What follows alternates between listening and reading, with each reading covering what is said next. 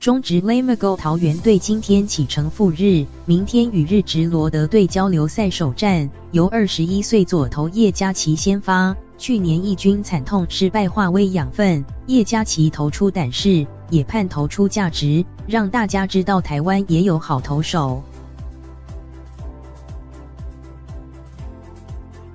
叶嘉琪2015年加入球队，是球队长期培养的投手。近年一军出赛机会不多，去年10月唯一的一场一军先发，投3.2局失掉9分则失分，吞败仗，表现不是很理想。叶嘉琪坦言，经过去年惨痛的失败，秋训有所领悟，季后参加冬季联盟，教练团给了许多提点。这次赴日本千叶罗德队交流赛扛首场比赛先发，也当成是开季前最后一次试炼。如果可以顶住压力，教练团应该可以更放心，也更肯定自己。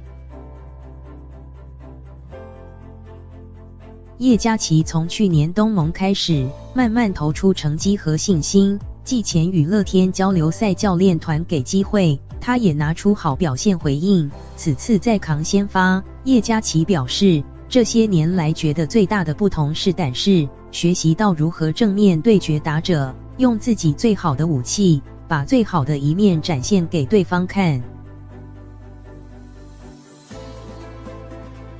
此次交流赛，叶嘉琪最想跟安田上线交手。他提到安田上线有机会被选入东京奥运日本代表队，若能持续压制他，代表自己跟他的实力不会差太多。至于先发策略和目标，叶嘉琪只说把自己的价值投出来，让大家知道台湾也有非常好的投手。